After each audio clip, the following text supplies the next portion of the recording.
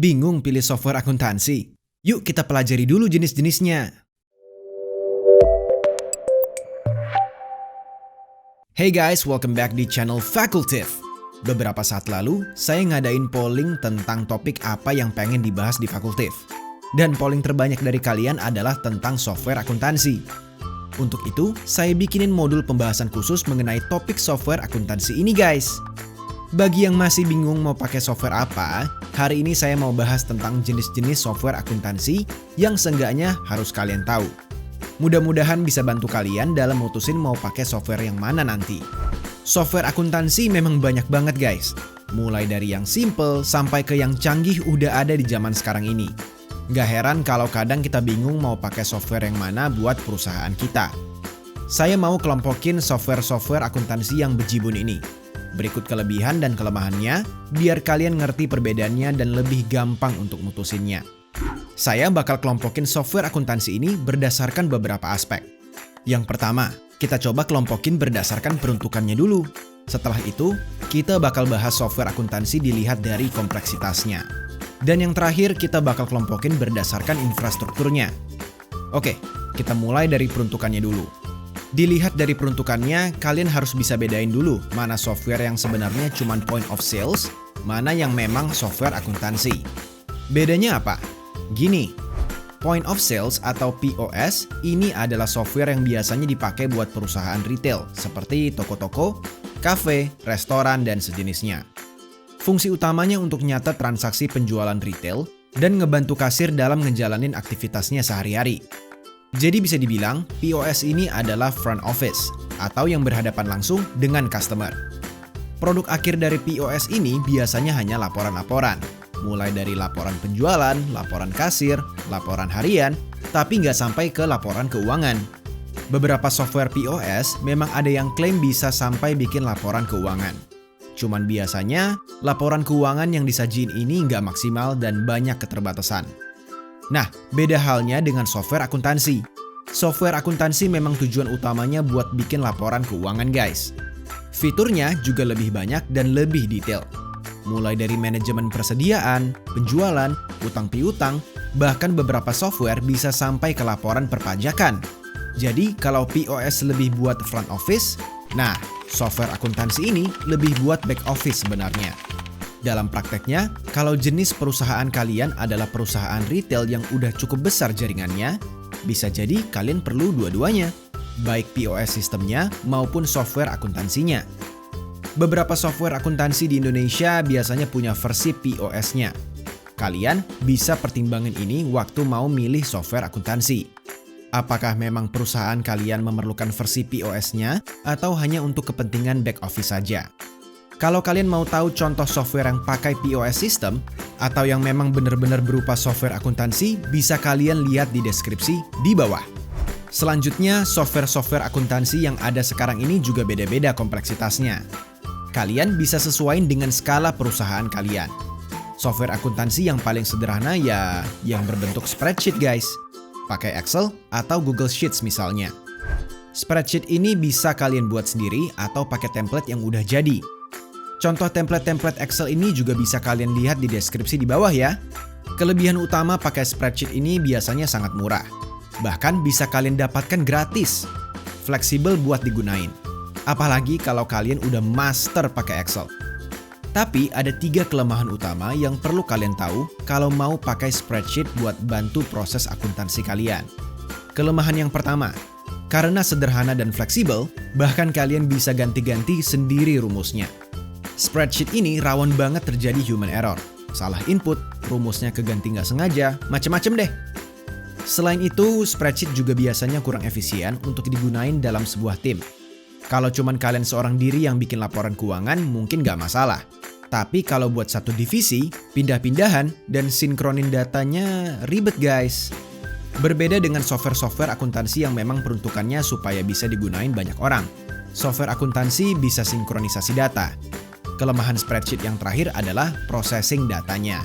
Kalau usaha kalian usaha kecil-kecilan atau baru berdiri, di mana transaksinya nggak banyak, mungkin ini belum jadi masalah. Tapi kalau udah banyak banget transaksinya, siap-siap kesel deh. Buka filenya aja bisa lama, belum lagi waktu ngerjainnya. Ini memang bisa kita antisipasi dengan backup dan bikin file baru. Tapi ya repot guys. Apalagi kalau kita mau tracking transaksinya nanti. Jadi kalau skala perusahaan kalian belum besar atau mungkin baru berdiri, spreadsheet bisa jadi alternatif kalian supaya nggak keluar investasi besar di awal. Tapi kalau skalanya udah mulai besar, saya nggak nyaranin deh. Setelah spreadsheet, jenis software akuntansi yang tingkat kompleksitasnya sedikit lebih tinggi adalah software-software akuntansi komersial yang bisa digunakan untuk perusahaan dengan skala kecil dan menengah. Jenis software yang ini udah menyediakan fitur-fitur basic untuk membuat laporan keuangan. Bahkan beberapa terintegrasi dengan fitur pajak, bank, impor, payroll, atau POS system seperti yang kita bahas tadi. Sayangnya, software ini masih terbatas pada kebutuhan akuntansi dan finance aja. Gak terintegrasi secara keseluruhan dengan marketing, perencanaan proyek, business intelligence, dan sebagainya. Tapi karena didesain untuk perusahaan skala kecil dan menengah, software ini gampang buat diimplementasiin, dan biayanya pun relatif terjangkau. Bahkan beberapa ada yang berbentuk subscription. Cocok dipakai sama usaha-usaha kecil yang nggak mau investasi besar di awal. Contoh software kayak gini bisa kalian lihat juga di deskripsi di bawah guys. Selanjutnya adalah software akuntansi yang udah terintegrasi full. Sering dikenal dengan nama Enterprise Resource Planning atau ERP software. Ini paling canggih guys. Contoh yang paling terkenal adalah SAP atau Oracle. Kelebihannya ya jelas. Software ini bukan hanya menuhin kebutuhan akuntansi atau finance aja, tapi bahkan sampai ke kebutuhan marketing, analisa bisnis, customer relationship, manajemen karyawan, produksi, proyek, dan masih banyak lagi. Biasa bentuk softwarenya dikemas modul per modul. Kalian perlu fitur apa, nanti bisa ditambahin dan diintegrasiin modulnya. Karena cukup kompleks, proses implementasi software seperti ini biasanya nggak sebentar, bahkan bisa tahunan. Dan pastinya harganya juga bisa mahal banget guys, bahkan mencapai miliaran. Sampai di sini yang kita bahas adalah software akuntansi yang beli jadi atau dibuat orang. Alternatif lainnya, kalian juga bisa bikin software akuntansi sendiri. Kalau bikin sendiri, pastinya kalian bisa punya software akuntansi yang bener-bener cocok buat bisnis kalian. Tapi ya kelemahannya, makan waktu untuk buatnya. Dan gak sedikit juga terjadi kasus di mana proses pembuatan software ini berhenti tengah jalan karena programmernya resign, ganti orang, atau bahkan karena dinilai biayanya terlalu besar. Selain berdasarkan peruntukan dan kompleksitasnya, software akuntansi ini juga bisa saya kelompokin berdasarkan infrastrukturnya. Hampir semua software akuntansi bisa dikelompokin jadi 3 macam kalau kita lihat dari infrastruktur softwarenya. Yang pertama, desktop based. Jenis yang ini sifatnya standalone atau berdiri sendiri. Tinggal dipasang di PC kalian, bisa kalian langsung gunain. Kelebihan dari jenis software ini adalah nggak perlu adanya koneksi internet, dan dari keamanan data, jenis yang ini paling aman. Konsekuensinya, software ini nggak bisa diakses dari mana aja. Kalian cuma bisa pakai di PC atau komputer yang udah dipasang aja, atau terhubung secara lokal.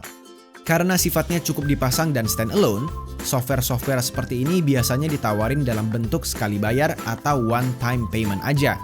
Setelah yang desktop based, jenis berikutnya yang setingkat lebih canggih adalah yang berbasis web atau web based. Jenis yang ini bisa diakses dari mana aja. Kalian tinggal buka lewat alamat websitenya di browser kalian, bisa kalian pakai deh. Kelemahan untuk software yang berbasis web ini adalah koneksi internet. Karena hanya bisa diakses dari browser kalian. Pastinya harus ada koneksi internet yang stabil guys. Jenis yang terakhir dan banyak digunain orang, atau at least sampai video ini dibuat adalah cloud-based. Cloud-based ini mirip dengan software berbasis web. Gampangnya bisa dibilang versi upgrade dari web-based. Saya nggak akan jelasin teknisnya, karena bukan kapasitas saya untuk jelasin ini. Kalian bisa tanya teman atau orang yang memang backgroundnya IT untuk lebih jelasnya. Perbedaan dari infrastrukturnya yang bisa saya ceritain. Database untuk software yang web-based biasanya disimpan di satu tempat atau data center. Sementara yang cloud-based bisa direplikasi di beberapa data center. Sehingga keamanan data untuk software yang cloud-based bisa dibilang lebih aman dari yang web-based. Selain itu, bahasa pemrograman waktu buat softwarenya juga berbeda. Dan untuk cloud-based ini nggak cuma bisa diakses via browser, tapi juga bisa berbentuk aplikasi HP dan sejenisnya. Jadi sebenarnya, baik yang web-based atau cloud-based, waktu kita melakukan penginputan di layar komputer kita hanya mengirimkan perintah ke server. Dan prosesnya sebenarnya ada di server. Ini kenapa data kita bisa terintegrasi dan diakses dari mana aja. Gak heran kalau software yang berbasis web atau cloud-based ini sering dikemas dalam bentuk subscription, seolah-olah kita sewa softwarenya. Buat kalian yang kebingungan milih software akuntansi, kalian bisa pertimbangin jenis-jenis software ini. Mana yang sesuai dengan kebutuhan usaha kalian?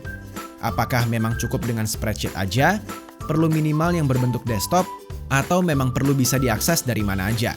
Sehingga harus yang udah berbasis web atau cloud. Terus apakah usaha kalian cukup dengan POS system aja, software akuntansi aja, atau memang perlu dua-duanya? Kalian juga bisa pikirin dari sisi kepraktisannya. Apakah beli jadi lewat software-software yang udah ada sekarang? Apakah perlu sampai ERP atau enggak? Atau bahkan bikin sendiri?